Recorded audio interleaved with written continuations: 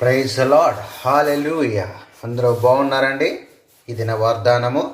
యెషయా గ్రంథము 51వ అధ్యాయము 14వ వచనం.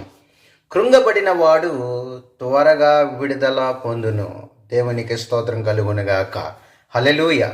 కృంగబడిన వారు, కృంగుదలలో ఉన్నవారు, బాధలతో ఉన్నవారు, వ్యాధులతో ఉన్నవారు, సమస్యలలో ఉన్నవారు, ఆర్థిక ఇబ్బందులతో బాధపడుతున్న వారిని, అంతేకాదు అప్పుల సమస్యలతో ఉన్న వారిని, అనేక రీతిలుగా కృంగిపోయి ఎవరైతే ఉన్నారో ఈరోజు దేవుడు ఒక వాగ్దానం చెప్తున్నాడు మీకు.